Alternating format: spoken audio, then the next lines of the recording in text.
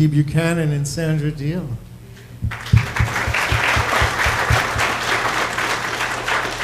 Carlos, thank you, or Carlos Ortiz.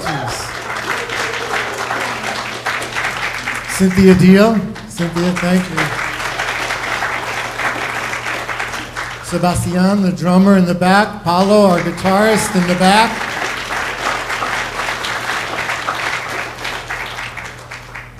The special man who seems to just weave it all together, Reverend Tim Jack, our director of music, our music minister, a very good friend. Happy Easter, everyone. Happy Easter. Happy Easter. Look at the person next to you and just be like, Happy Easter. Happy Easter.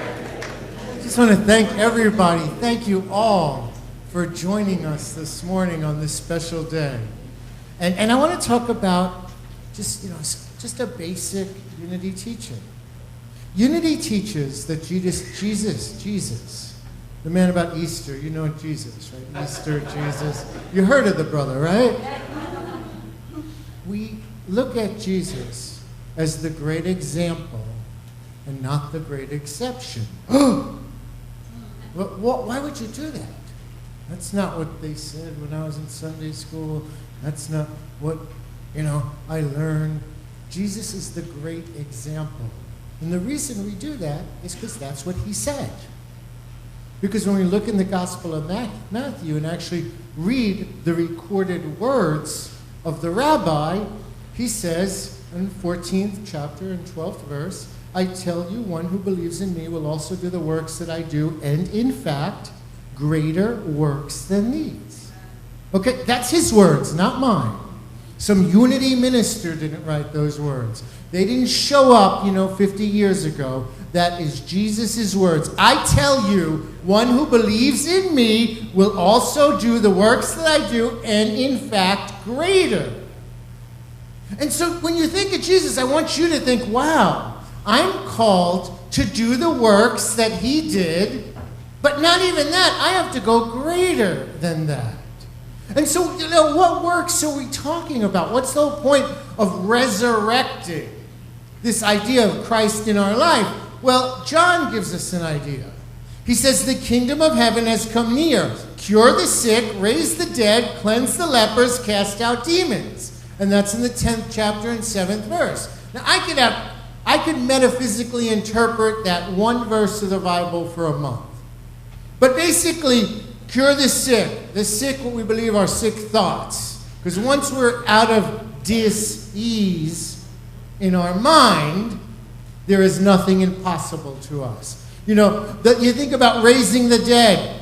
We have in our mind, we have in our life, we have in our consciousness so many dreams and visions and talents and gifts and loves and relationships and friendships and families that we've killed. Because we live in the past sometimes and look backwards instead of forward. When you hear the words cleanse the lepers is easy to metaphysically represent because leprosy is a disease of the skin back then. It's how somebody looked at themselves outside. It deals with self-esteem issues that we carry around, that nobody prevents us from success when we look at ourselves as less than. And so we look at these, and casting out demons, oh, come on. The biggest demon in my life, I see him every once in a while. He's right in the mirror. He looked just like me. He talked just like me, and this demon can talk me out of some of the greatest things. And I will tell you, everything in my life I've done, whether it's gone to college, whether it's applied for law school, whether it's made it through law school, whether it's been 40 years old and walked away from a law career and drove to Kansas City for 2 years to the Midwest, to that state they call Missouri. Missouri. I will tell you, everything I've done in my life, there was a voice in my head that started out and said, you can't do it, Frank. You're too dumb to go to law school. You're not smart enough to graduate law school. Who are you kidding? Nobody in your family has ever graduated college. Just get a trade. And so everything in my life that I've done, including this church, including my ministry, there has been a voice that showed up that told me, no, I can't, and I had to tell the voice, shut up. Okay? And so my message today is sometimes we have to resurrect a gift and a dream and a passion and a vision that God gave you. We have to tell ourselves to shut up first. You know, and we have to do this because if we contemplate what it means to say all these things I have done, in fact, you will do these and more if you believe in me, this would turn your world upside down.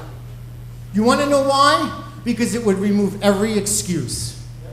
Every excuse. There's no excuse for everyone in this room not to resurrect a dream, resurrect a passion, resurrect love, forgive family members you haven't spoken to, let go of fears, stop living in doubt, and move boldly ahead in the life that God gave you just the way you are. You don't have to change. There's nothing lacking, missing, or broken in God. And when we live by these words, we can cure every sick thought. We can heal them in our mind. We can walk away from negativity. We can rise above fear and doubt. We are well able to do all of these things. And today, my lesson is easy. My lesson is simple, and my lesson, I want you to remember one sentence from this today. Because today is the day. Do you remember they sang, today is the day?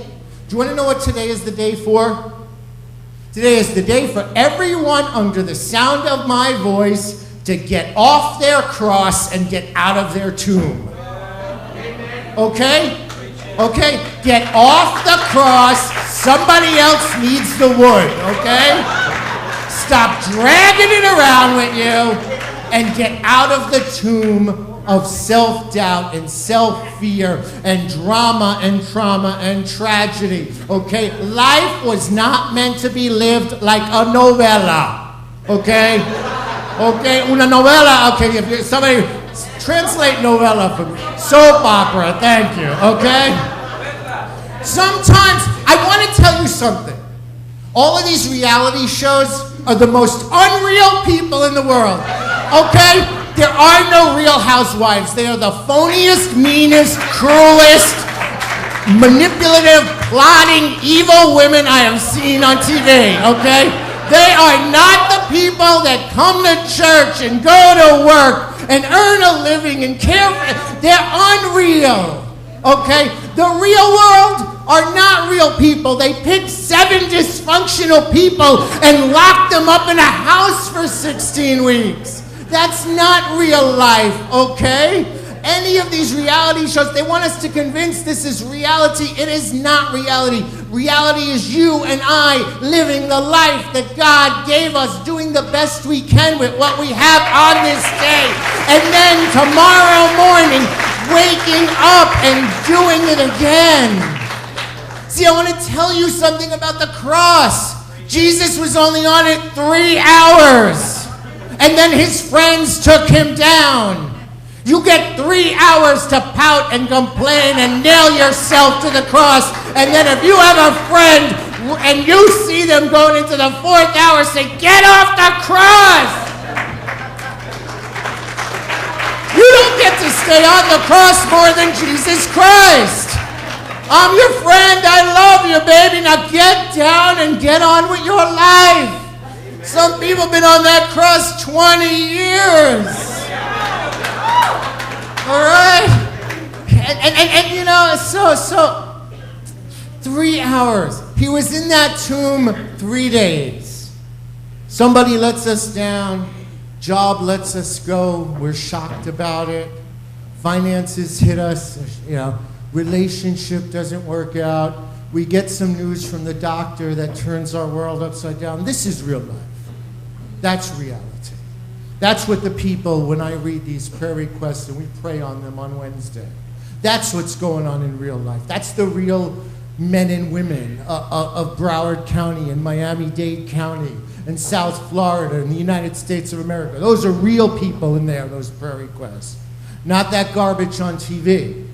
And so when that happens, you get 3 days. You can be in the tomb, and you could be depressed, and you could be on Facebook, and oh, but you are not allowed more than 3 days. On the 4th day, get out of the tomb, okay? The tomb is not supposed to have wireless internet, all right? You're not supposed to move in there. You're not supposed to decorate it, and most of all, listen. You're not supposed to invite your friends to join you in the tomb.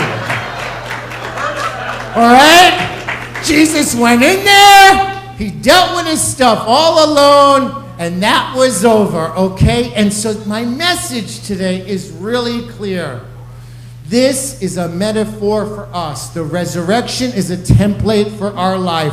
As we move forward in life, this inner crucifixion goes on day by day by day by day by day. And so I want you to just remember those words. If you don't remember anything, get off the cross, get out of the tomb, because I see every one of you resurrected into the life and the love and the light and the power and the passion of the Christ essence. I don't see a man, I don't see a woman. I see your dreams, I see you healed, I see you whole, I see you stepping forward into the greatness that God has called for you. And I tell you right now, the main thing about Easter is the Spirit of God is upon you, is upon me, and is upon Unity of Hollywood. God bless you. Happy Easter.